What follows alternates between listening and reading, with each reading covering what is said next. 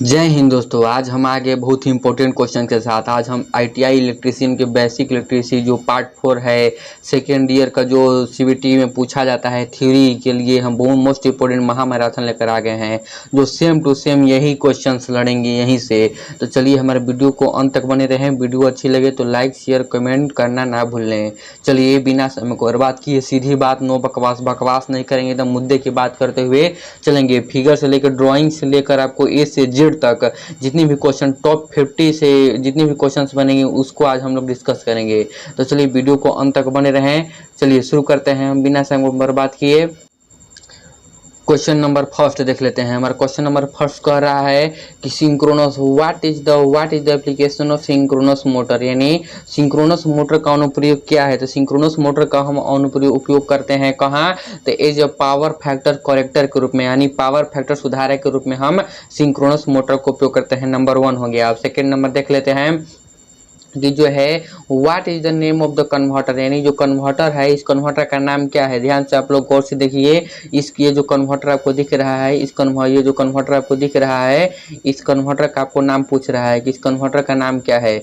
इस कन्वर्टर का नाम क्या है, देखिए यहाँ पर 4 ऑप्शन हमें दिए गए हैं। मेटल रेक्टिफायर, धातु सुधारक, रोटरी कन्वर्टर है, या मरकरी आर्क कर रेक्टिफायर यानी पारा चुंबक सुधारक है, कि सिलिकॉन नियंत्रित शुद्धिकारक है। तो ये जो कन्वर्टर है ये ऑप्शन नंबर डी सिलिकॉन नियंत्रित शुद्धिकारक है। हमारा correct answer option number D हो जाएगा।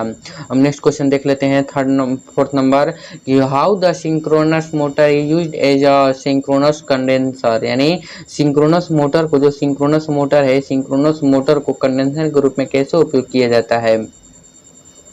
तो सिंक्रोनस मोटर को कंडेंसर के रूप में कैसे उपयोग किया जाता है भाई, तो सिंक्रोनस मोटर को कंडेंसर के रूप में वेयरिंग द रोटर एक्जिटेशन, यानी रोटर उत्तेजना में बदलाव के कारण जो एक्जिटेशन होता है, वेयरिंग यानी रोटर उत्तेजना में, उसके रूप में हम सिंक्रोनस मोटर को उपयोग करते हैं। नेक्स्ट 5 नंबर देख लेते हैं कि जो हमारा रोटरी कन्वर्टर है, देख लीजिए जो रोटरी कन्वर्टर है पूछ रहा है कि what is the function of the part marked as X, जो एक्स के रूप में जो चिन्हित है इसका नाम पूछ रहा है।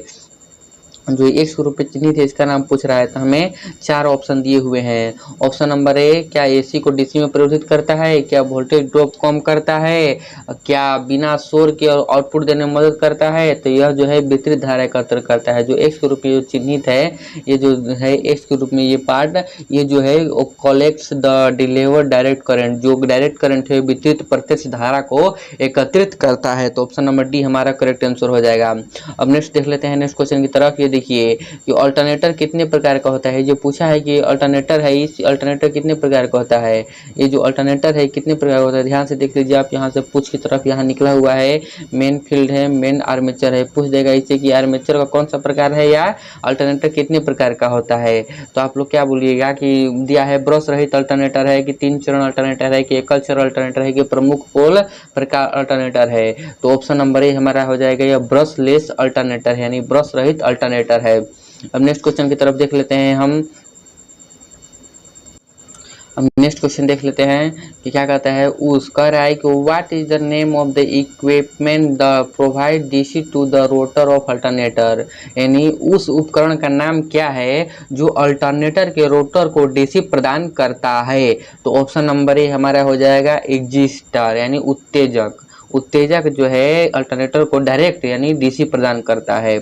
अब नेक्स्ट क्वेश्चन देख लेते हैं 8 नंबर कि what is the name of instrument used to measure the insulation resistance, यानी अल्टरनेटर के इंसुलेशन प्रतिरोध को मापने के लिए कि क्या उपयोग, किसका उपयोग किया जाता है। आपको ध्यान रखना है कि जो इंसुलेशन प्रतिरोध है, इंसुलेशन प्रतिरोध आपको जब भी कहेगा इंसुलेशन प्रतिरोध मापने के लिए हम किसका उपयोग करते हैं, तो ऑप्शन नंबर डी मेगर का उपयोग किया जाता है इंसुलेशन प्रतिरोध को मापने के लिए। अब नेक्स्ट क्वेश्चन देख लेते हैं कि why the synchronous motor fails to run at synchronous speed, यानी सिंक्रोनस मोटर सिंक्रोनस गति से क्यों नहीं चलता है।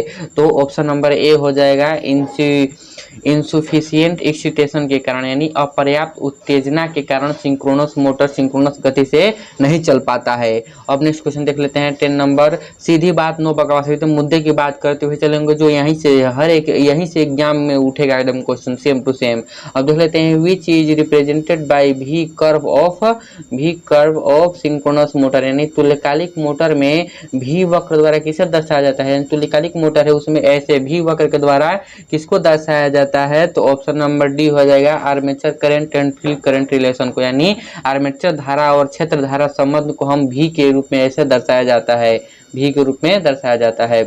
अब नेक्स्ट क्वेश्चन देख लेते हैं कि कन्वर्टर, ये जो कन्वर्टर है कन्वर्टर का नाम क्या है। ये जो कन्वर्टर है देख लीजिए ध्यान से आप लोग, ये कन्वर्टर है, पूछ रहे हैं कि what is the name of the converter, इस कन्वर्टर का नाम क्या है। तो ये जो कन्वर्टर है कौन सा कन्वर्टर है, क्या रोटरी कन्वर्टर है, क्या धातु सुधारक है, क्या पाराचुंबकीय सुधारक है, क्या मोटर जनरेटर सेट है। तो ऑप्शन नंबर बी हो जाएगा, यह जो है हमारा रोटरी कन्वर्टर है, option number B correct answer हो जाएगा। नेक्स्ट देख लेते हैं कि अल्टरनेटर में कौन सा टेस्ट है, यह जो है कौन सा टेस्ट है। देखिए यहाँ पर ध्यान से देख लीजिए, यहाँ पर आर रेड येलो ब्लू नारंगी ये सब दिया है, 500 एम्पियर का दिया हुआ है। पूछ देखा आगे ऐसे देकर कि अल्टरनेटर में कौन सा टेस्ट किया जा रहा है, तो आप लोग क्या जवाब देंगे अल्टरनेटर में कौन सा टेस्ट है, तो ऑप्शन नंबर ए हो जाएगा, यानी जो है continuity test on field winding, यानी फील्ड वाइंडिंग पर निरंतरता टेस्ट किया जा रहा है। ये देखिए यहाँ पर ये सब जो वाइंडिंग है ये सब फील्ड वाइंडिंग है, फील्ड वाइंडिंग पर निरंतरता टेस्ट किया जा रहा है। अब नेक्स्ट क्वेश्चन देख लेते हैं हम कि क्या कह रहा है कि calculate the voltage regulation in percentage if the load is removed from an alternator the voltage rise from 480 volt to 660 volt, यानी प्रतिशत वोल्टेज विनियमन की गणना करें। यदि लोड को अल्टरनेटर से हटा दिया जाता है तो वोल्टेज 420 वोल्ट से 660 वोल्ट तक बढ़ जाता है। तो आप लोग क्या कीजिएगा, इसको 480 वोल्ट बटा में 660, तो ऑप्शन नंबर आ जाएगा 0.375 करेक्ट आंसर हमारा हो जाएगा। अब नेक्स्ट देख लेते हैं 40 नंबर कि what is the effect in increasing the field excitation current in alternator, यानी अल्टरनेटर में फील्ड उत्तेजना धारा को बढ़ाने से क्या प्रभाव पड़ता है। जो अल्टरनेटर है उसमें हम फील्ड उत्तेजना धारा को बढ़ा देंगे तो क्या प्रभाव पड़ेगा। ऑब्वियसली बात है कि प्रिवेंट्स डिमेग्नेटिंग हो जाए, प्रिवेंट्स जो होता है प्रिवेंट्स का डिमैग्नेटाइजिंग हो जाता है, यानी विचलन को रोक देता है। करेक्ट आंसर ऑप्शन नंबर ए हो जाएगा। अब नेक्स्ट देख लेते हैं 50 नंबर कि what is the speed of an alternator connected with a supply frequency of 50 hertz at rated voltage having 4 poles, यानी 4 पोल वाले रेटेड वोल्टेज पर 50 हर्ट्ज की आपूर्ति आवृत्ति के साथ जुड़े एक अल्टरनेटर की गति क्या है। यहाँ पर आपसे क्या पूछ रहा है कि हमें अल्टरनेटर की गति को बताना है कि अल्टरनेटर की गति क्या होगी। तो 4 पोल रेटेड वोल्टेज है, ठीक, और 50 हर्ट्ज की आपूर्ति है, तो इसके लिए बहुत ही इंपॉर्टेंट है, ये हो जाएगा ऑप्शन नंबर ए 1500 आरपीएम पर ये हो जाएगा करेक्ट आंसर। अब नेक्स्ट देख लेते हैं 16 number which X as both inverter and converter. जो यहाँ पर न्यूमेरिकल है, न्यूमेरिकल सॉल्व करने में ज़्यादा समय लगेगा तो हमें रिवीजन करना है बस। इसका सॉल्यूशन हम लोग पार्ट 3 में करनी है, हमारा पार्ट नंबर 4 है, जाकर आप पार्ट 3 देख लीजिए, वहाँ से आपको ये कन्फर्म हो जाएगा। अब देखिए नेक्स्ट क्वेश्चन देख लेते हैं which X as both inverter and converter, यानी जो इन्वर्टर और कन्वर्टर दोनों के रूप में कार्य करता है क्या कहलाता है, तो ऑप्शन नंबर डी हो जाएगा सिंक्रोनस कन्वर्टर, यानी तुल्यकालिक कन्वर्टर एकमात्र ऐसा है जो इन्वर्टर के रूप में भी कार्य करता है और कन्वर्टर के रूप में कार्य करता है। तो हमारा correct answer option number D हो गया।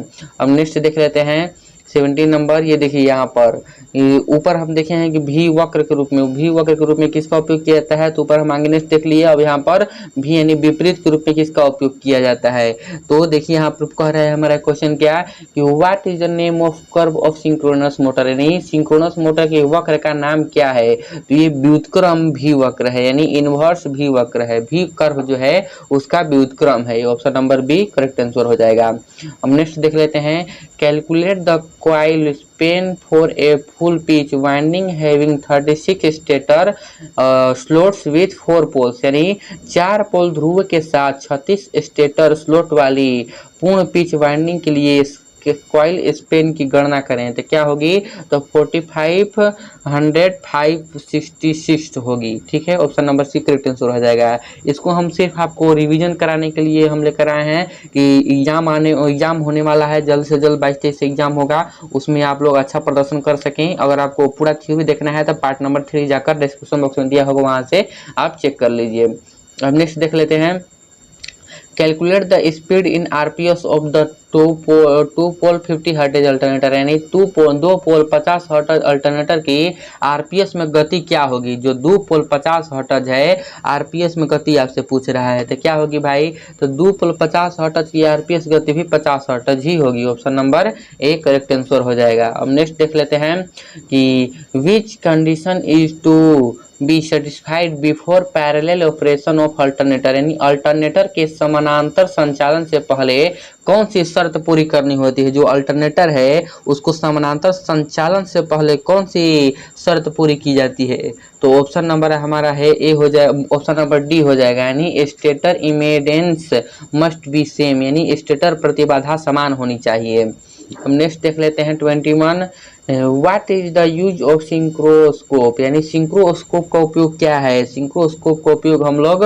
Indicate the correct instant of paralleling, यानी समांतरता के लिए सही क्षण इंगित करने के लिए हम किसका उपयोग करते हैं, तो सिंक्रोस्कोप का उपयोग करते हैं। हमारा करेक्ट आंसर हो जाएगा। नेक्स्ट देख लेते हैं 22 कि why exciter is essential to run a synchronous motor, synchronous motor चलाने के लिए एक्साइटर क्यों आवश्यक है। जो सिंक्रोनस मोटर है, सिंक्रोनस मोटर चलाने के लिए हम लोग एक्साइटर का क्यों उपयोग करते हैं, तो हमारा करेक्ट आंसर हो जाएगा ऑप्शन नंबर डी, यानी run the motor eight synchronous speed, motor को समकालीन गति से चलाने के लिए हम सिंक्रोनस मोटर से एक्साइटर का उपयोग करते हैं। 23 देख लेते हैं, what is the supply frequency of an alternator having 6 pole runs at 1000 RPM, यानी 1000 आरपीएम पर चलने वाले 6 पोल वाले अल्टरनेटर की आपूर्ति आवृत्ति कितनी होती है। जो 1000 आरपीएम है, 1000 आरपीएम पर 6 पोल वाले अल्टरनेटर की आपसे आवृत्ति पूछ रहा है, तो ऑप्शन नंबर हो जाएगा सी 50 हर्ट्ज करेक्ट आंसर हो जाएगा। सेम टू सेम यही क्वेश्चन आपको रट भी जाइएगा तो सेम टू सेम यही आएगा, यानी ऑप्शन नंबर सी 50 हर्ट्ज हो जाएगा। हम नेक्स्ट देखते हैं कि which converter is having high efficiency, जो ऐसे कौन सा कन्वर्टर है जिसकी दक्षता उच्च होती है, यानी इफिशियंसी यानी क्षमता उसकी उच्च होती है, तो एससीआर कन्वर्टर हो जाएगा। ऑप्शन नंबर ए, एससीआर कन्वर्टर एकमात्र ऐसा है जिसकी इफिशियंसी उच्च होती है, यानी अत्यधिक होती है। अब नेक्स्ट देख लेते हैं 25 number, what is the advantage of using rotating field type alternator, यानी घूर्णनशील क्षेत्र प्रकार के अल्टरनेटर का उपयोग करने का क्या लाभ है। जो घूर्णनशील क्षेत्र प्रकार है उसमें अल्टरनेटर का उपयोग करने का क्या लाभ है, तो option number D correct answer हो जाएगा, यानी two slip ring only required irrespective of number of phase, यानी चरणों की संख्या पर ध्यान दिए बिना केवल 2 स्लिप रिंग की आवश्यकता होती है इसमें घूर्णनशील क्षेत्र में। ठीक है, 26 नंबर देख लेते हैं, what is the cause of hunting effect in alternators, alternator में शिकार प्रभाव का क्या कारण है। जो अल्टरनेटर है, अल्टरनेटर में शिकार प्रभाव का क्या कारण है, तो इसका भी correct answer option number D हो जाएगा, due to continuous fluctuation in load, यानी लोड में लगातार उतार चढ़ाव के कारण जो अल्टरनेटर है उसमें शिकार प्रभाव होता है। अब नेक्स्ट क्वेश्चन देख लेते हैं 27 number, which formula is used to calculate EMF phase in ideal alternator, यानी एक आदर्श अल्टरनेटर में ईएमएफ फेज की गणना करने के लिए किस सूत्र का उपयोग किया जाता है, तो ईएमएफ ज्ञात करने के लिए 4.445 FT का उपयोग किया जाता है। वेरी इंपॉर्टेंट है, आपसे दिया जाए ई बराबर आपसे ईएमएफ ज्ञात करने के लिए 4.45 FT का उपयोग किया जाता है। Option number D. अब 28 देख लेते हैं, why the LED are avoided as converter in rectifier diodes, यानी रेक्टिफायर डायोड में कन्वर्टर के रूप में एलईडी क्यों डाला जाता है यहाँ पर डाला जाता है, यहाँ पर होगा करेक्ट कर लीजिएगा आप लोग। जो रेक्टिफायर डायोड है, रेक्टिफायर डायोड में हम कन्वर्टर के रूप में एलईडी का ही क्यों यूज करते हैं, क्योंकि वो वेरी लो पावर डिवाइस होता है, यानी बहुत कम पावर वाला उपकरण होता है, इसलिए हम लोग एलईडी का ही उपयोग किया जाता है। अब 30 देख लेते हैं, how synchronous motor works as a power factor corrector, यानी कैसे तुल्यकालिक मोटर पावर फैक्टर सुधारक के रूप में कार्य करता है। जो तुल्यकालिक मोटर है पूछ रहा है कि कैसे जो है पावर फैक्टर के रूप में कार्य करता है। तो हमारा वेरिय ऑप्शन नंबर बी हो जाएगा, वेरिंग द फील्ड एजिटेशन, यानी फील्ड उत्तेजना में बदलाव करके तुल्यकालिक मोटर पावर फैक्टर सुधारक के रूप में कार्य कर सकता है या करता है। अब नेक्स्ट 31 देख लेते हैं, which rule is use to find the direction of induced EMF in alternator. Alternator में प्रेरित ईएमएफ की दिशा ज्ञात करने के लिए किस नियम का उपयोग किए जाते हैं। तो वेरी वेरी इंपॉर्टेंट है, ऑप्शन नंबर डी हो जाएगा, फ्लेमिंग के दाहिने हाथ का नियम का उपयोग करते हैं अल्टरनेटर में प्रेरित ईएमएफ की दिशा ज्ञात करने के लिए। अब नेक्स्ट देख लेते हैं 32, what is the purpose of using damper winding in AC generator. AC generator में डैम्पिंग वाइंडिंग का उपयोग क्यों किया जाता है। जो एसी वाइंडिंग है उसमें डैम्पिंग वाइंडिंग का उपयोग किया जाता है, क्यों भाई, तो शिकार के प्रभाव को रोकने के लिए हम लोग डैम्पिंग वाइंडिंग का उपयोग करते हैं एसी जनरेटर में। अब नेक्स्ट देख लेते हैं, why DC supply is necessary for synchronous motor operation. Synchronous motor संचालन के लिए डीसी आपूर्ति क्यों आवश्यक है। जो सिंक्रोनस मोटर है उसके संचालन के लिए डीसी आपूर्ति ही क्यों आवश्यक है, बहुत इंपॉर्टेंट है। तो क्यों आवश्यक है डीसी आपूर्ति, run the motor eight synchronous speed, motor को समकालीन गति से चलाने के लिए सिंक्रोनस मोटर में केवल और केवल डीसी आपूर्ति आवश्यक है, यानी डिस्ट धारा की आवश्यकता होती है, डायरेक्ट करंट की। अब नेक्स्ट देख लेते हैं, ये जो है अल्टरनेटर के भाग का नाम क्या है। देखिए अल्टरनेटर है, इस अल्टरनेटर के भाग का क्या नाम है, वेरी वेरी इंपॉर्टेंट है, डबल मार्क करके लिख लीजिएगा इसको। ये अल्टरनेटर है, ये अल्टरनेटर का भाग का नाम क्या है। तो ऑप्शन नंबर हमारा सी हो जाएगा, यानी प्रमुख ध्रुव रोटर है, सैलिएंट पोल रोटर इसको बोला जाता है। हम नेक्स्ट देख लेते हैं 35 नंबर की अल्टरनेटर, देखिए जूम कर देते हैं थोड़ा।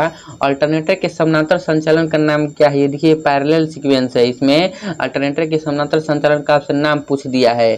तो इस अल्टरनेटर के समानांतर संचालन का आपसे नाम पूछ दिया है, तो ये क्या है। तो ऑप्शन नंबर बी हमारा करेक्ट आंसर हो जाएगा, वेस्टर्न टाइप सिंक्रोस्कोप, यानी वेस्टर्न प्रकार का सिंक्रोस्कोप है ये।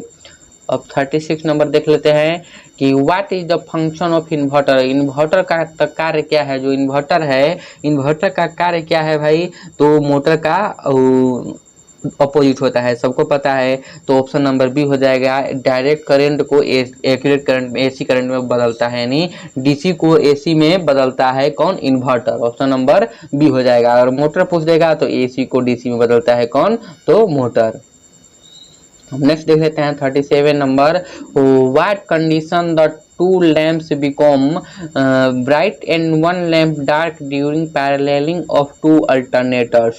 दो अल्टरनेटरों के समानांतर होने के दौरान दो स्लीप किस हालत में जलते हैं और एक लैंप बुझ जाता है। ऐसे कब होता है, जब वोल्टेज और फ्रीक्वेंसी दोनों बराबर होती हैं तब ऐसा होता है, एक लैंप जलता है और एक बुझ जाता है। ऑप्शन नंबर बी हमारा करेक्ट आंसर हो जाएगा। हम नेक्स्ट देख लेते हैं, calculate the speed of an alternator having two poles at a frequency of 50 hertz. 50 hertz की आवृत्ति पर दो ध्रुवों वाले एक अल्टरनेटर की गति की गणना करनी है। तो इसका क्या 50 हर्ट्ज की आवृत्ति है, ध्यान रखिएगा, और दो ध्रुवों की गणना करना है। तो क्या हो जाएगा हमारा, ऑप्शन नंबर सी हो जाएगा, 30 आरपीएम, यानी 3000 आरपीएम हमारा करेक्ट आंसर हो जाएगा। हम नेक्स्ट देख लेते हैं कि how to compensate demagnetising effect due to armature reaction in an alternator. Alternator में आर्मेचर प्रतिक्रिया के कारण डीमैग्नेटाइजिंग प्रभाव की भरपाई कैसे की जाती है। जो आर्मेचर है उसमें डीमैग्नेटाइजिंग जो क्रिया होती है उसमें आर्मेचर की भरपाई कैसे की जाती है।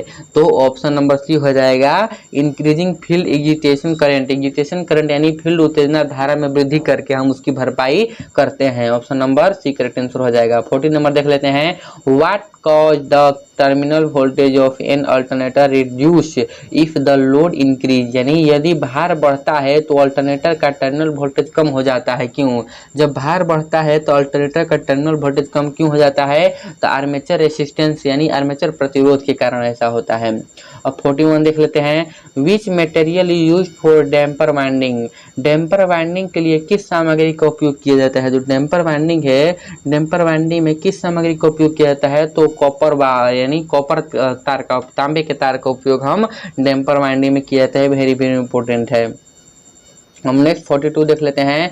Which is the main application of synchronous motor. Synchronous motor का मुख्य अनुप्रयोग कौन सा है। जो सिंक्रोनस मोटर है, सिंक्रोनस मोटर का मुख्य अनुप्रयोग, सिंक्रोनस मोटर का उपयोग हम लोग मुख्य रूप से कहाँ करते हैं, तो option number D, power factor correction device, यानी पावर फैक्टर सुधारक के रूप में हम सिंक्रोनस मोटर का मुख्य अनुप्रयोग करते हैं। अब 43 देख लेते हैं। What condition the lamps become dark in dark lamp method of parallel operation of two alternators। यानी कह रहा है कि दो अल्टरनेटरों के समानांतर संचालन के डार्क लैंप विधि में लैंप किस स्थिति में बुझ जाते हैं। जब वोल्टेज और आवृत्ति बराबर होगी, वो इसलिए बात है भाई कि जब वोल्टेज और आवृत्ति बराबर रहेगी तो लैंप बुझ जाएंगे, वोल्टेज और फ्रीक्वेंसी बराबर नहीं होनी चाहिए। तो ऑप्शन नंबर बी हमारा करेक्ट आंसर हो जाएगा। अब 44 देख लेते हैं। How alternator are rated. Alternator का मूल्यांकन कैसे किया जाता है। जो अल्टरनेटर है उसका हम लोग मूल्यांकन कैसे करते हैं, तो KVA में किया जाता है। Option number A correct answer हो जाएगा। अब 45 नंबर देख लेते हैं। What is the purpose of damper winding in alternator. Alternator में डैम्पर वाइंडिंग का उद्देश्य क्या है। जो अल्टरनेटर है उसमें डैम्पर वाइंडिंग का उद्देश्य क्या है, तो option number C, damper winding को आगे हम बताएं कि शिकार के प्रभाव को कम करने के लिए हम डैम्पर वाइंडिंग का उपयोग करते हैं। आर्क वेल्डिंग के लिए किसका उपयोग किया जाता है, कमेंट बॉक्स पे आप जवाब जरूर दें। अब देखिए, अल्टरनेटर में कोण A बराबर 30 डिग्री के साथ 36 स्टेटर स्लोट 4 पोल वाली वाइंडिंग के लिए पिच फैक्टर KP गणना करना है। KP में गणना हमें पिच फैक्टर का करना है, यानी calculate the pitch factor KP for a winding having 36 stator slots 4 pole with angle A is जो 30 डिग्री इन अल्टरनेटर। तो हमारा क्या, कैसे हम गणना करेंगे इसका आपको देखना होगा पूरा। न्यूमेरिकल बहुत लंबा जाएगा, वीडियो को हम लंबा नहीं करेंगे, शॉर्ट में आपको रिवीजन करा रहे हैं, जाकर पार्ट 3 देख लीजिए हमारा, वहाँ से आपको पूरा कंफर्म हो जाएगा। तो इसका हमारा करेक्ट आंसर हो जाएगा ऑप्शन नंबर बी 0.965 हो जाएगा। अब नेक्स्ट देख लेते हैं कि what is the formula to calculate EMF equation of an alternator. Alternator के EMF समीकरण की गणना करने का क्या सूत्र है। अभी हम ऊपर देख लिए हैं, जहां EMF की गणना करने के लिए KD KC FT phi m होना चाहिए। तो देखिए FT यहाँ पर नहीं है, यहाँ पर FT नहीं है, तो ये तो होगा नहीं, यहाँ पर 2.2 है, तो ये भी होगा नहीं, ये भी होगा नहीं, तो ऑप्शन नंबर सी हमारा हो जाएगा 4.44 KD KC FT phi m हमारा करेक्ट आंसर हो जाएगा। अब 48 number, what is the effect of armature reaction at 0 loading power factor in alternator. यानी किस अल्टरनेटर में शून्य अग्रणी पावर फैक्टर पर आर्मेचर प्रतिक्रिया का प्रभाव होता है, तो ऑप्शन नंबर डी, मैग्नेटाइजिंग पर होता है, चुंबकत्व पर होता है। करेक्ट आंसर हमारा ऑप्शन नंबर डी हो गया। तो चलिए, आज 48 क्वेश्चन थे, ऐसे ही हम नेक्स्ट वीडियो बनाएंगे। एग्जाम आपको 22 या 23 को फर्स्ट ईयर का होगा, और आपको प्रैक्टिकल एग्जाम हो गया। प्रैक्टिकल 17 तारीख को आपको होना है, जो होगा अभी नेक्स्ट 2024 में 17 तारीख को सेकंड ईयर का प्रैक्टिकल एग्जाम होगा। एग्जाम थोड़ा लेट चल रहा है, तो आपको समय भी ज़्यादा मिल गया।